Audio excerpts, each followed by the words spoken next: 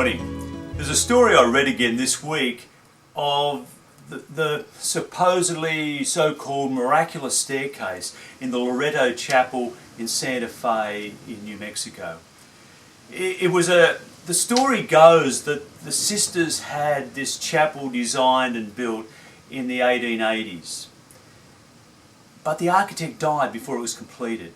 Now, normally that wouldn't be a problem, except that he hadn't included the design for how he envisaged the staircase to get the sisters from the ground to the choir loft 20 feet in the air. There was confined space and it was very tricky. And so when the chapel was complete without the staircase, the sisters called in various experts and carpenters and so on to try and find a solution to get this staircase built. But no one could come up with an answer. It was very tight space and very tricky. Nothing could be found. It was impossible. The only solutions were the worst of a bad, or the best of a bad bunch. You know, maybe a ladder, which was considered inappropriate and unsuitable. And so the sisters resorted to a novena, 9 days of prayer and fasting and public-private prayer. And they prayed to the patron saint of carpenters, St. Joseph. And this 9 days of prayer happened between the Feast of the Ascension and Pentecost. They prayed, and they prayed. And on the 9th day, this stranger turned up and asked for work. He had a donkey, a burro, with a toolbox and some simple tools on its back. And he said, "Is there any work you can give me?"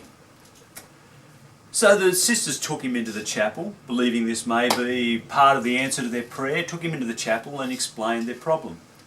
And he said, "Okay, I think I can build what you need. The conditions are that you leave me alone and no one comes into the chapel until I'm finished." Okay. Now, no one knows whether it was days, weeks or months. There's various stories. But the sisters gave him his privacy. When they finally got back into the chapel, what they discovered was this amazing double helical staircase that spiraled up, several spirals, or a couple of spirals up. 33 steps, 20 feet into the air. There was no supporting centre post. It was just 33 steps in a spiral. The handiwork was beautiful, amazing. There were no nails, only wooden pegs and some glue. It was, by all accounts, and still is, a most amazing project. The other mysterious part about this was, or two other mysterious parts about this were the wood. When it was analysed, this wood was no local timber. No one knew where it came from. How did he get it there? Where did he get it from? He only had a donkey to carry it on. And the mysterious stranger disappeared when the work was complete and was never paid. Who was he? No one knows. Many have examined the work, and modern experts marvel at the intricacy of the design and the craftsmanship. Even with modern tools and support structures and so on, the work would be incredibly difficult and require a master craftsman. It's a marvellous work. And I guess for many people, the questions are looked at from a scientific, logical, rational way. How, where, when, who, what, looking for the answers. But for the sisters, this was the work of God. This was an answer to their prayers. In the midst of the chaos and the confusion and the complexity of their problem, when only solutions were the best of a bad bunch, they prayed and God provided an answer. And some believe it was St. Joseph himself come back and built this. We can ask all the questions we like and we can engage in it in various ways, but for the sisters it was an act of faith. and God was revealed in the midst of their crisis. And they got a way forward. I guess that's what Christmas is about. Christmas is about God breaking into human life in the midst of the chaos and the mess and the complexity and all the questions and puzzles and struggles, saying that the universe is not neutral and the universe is not negative towards us, but the universe is held in love, created out of love and grace and wonder, this God who is Trinity, who creates in love and holds everything together. And there is this mysterious force of love and grace at work in our lives and the world when we're open to it and when we have eyes to see and ears to hear. And so will we listen to this story of the miraculous staircase with eyes of faith and wonder and rejoice in the possibilities? Or will we live with doubt and confusion and frustration at not knowing the answers? And so we come to Matthew's story this week, his story of Christmas. We're used to the one in Luke with its census and the journey of a very pregnant Mary and Joseph travelling from Nazareth to Bethlehem, no room in the inn, staying in a cattle stall, she giving birth and the baby wrapped in swaddling clothes and put into a manger, and presumably cattle and sheep around, angels in the sky coming to shepherds and shepherds visiting. We're used to that story and the nativity scenes, but Matthew's is different, quite simple. But it's profound too. It's the story of a man, Joseph, who discovers that his fiancée is pregnant, and he knows that he's not the father. And in the simplicity of the story, we're met with a moral puzzle question. What does he do? There's all sorts of questions about trust. Who is the bloke? I thought Mary loved him and there was trust, but she's off with another bloke. Who is he? There's the element of risk. Will this father of this child, if he takes Mary and this child as his own, will the father have a claim on his property, on his wealth? Not that there is much. How will it look? Joe knows that Fred down the road would just humiliate Mary publicly. But that's not him. Joseph is a man who is described as righteous, humble, courageous.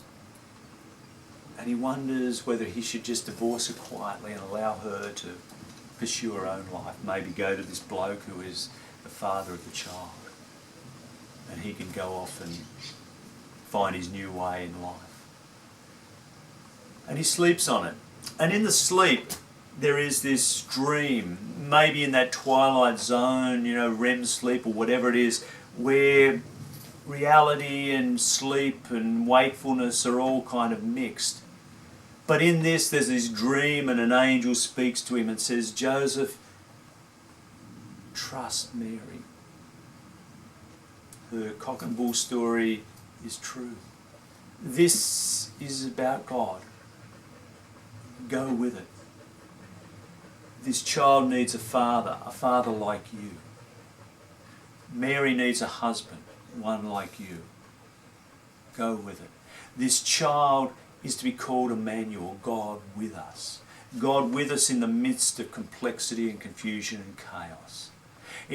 When all seems wrong and out of kilter and we don't know where to go or what to do, when there's moral questions and risk questions and difficult questions, and the way ahead seems to be blocked by every barrier that can be erected, trust. Trust in this God and see where it leads. And sometimes in the midst of these impossible questions, a new possibility emerges. One that we could never imagine or believe, but it comes. And it comes to us in faith. with eyes to see and ears to hear. It emerges. And sometimes this possibility is just to trust that God is with us and will hold us. Much like Joseph. If I go this way, I'm trusting God that you will be there. And that when people attack me or reject me or question me, you won't. And you'll find a way. I don't know what it was like in this story, what Matthew was imagining when he created this story. Or what questions it held for his community. This man who has choices to make and ultimately has to let go and trust God. Or this young woman who has questions and confusion and wonder but has to trust God. Or these ordinary people in the midst of a complex life who give themselves into the grace of God. And that really is what Christmas is about. It's not about tinsel and festivities and gifts and all of those sort of things, all good things. It's not about a day of the year, but it's about faith, hope and love. It's about trusting in this God that we can't control or see or even fully know, but we can only trust and love. And who will be revealed to us as we follow, as we journey, as we let go, as we find a new way in life.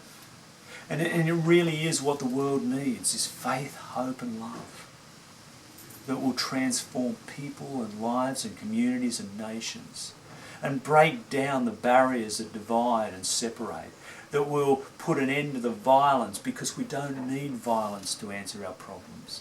We need love. We need empathy. We need courage, compassion, kindness. We need to work together. And this is the way of love, the way of the universe, the way of God. Will we give ourselves up to this way in Christmas and trust God like Joseph? Will we trust God like the sisters? Will we see the miracles and wonders happen in our lives? Miracles are really just these open moments of wonder and awe when God is real and love is true and faith carries us and there is hope and joy and peace.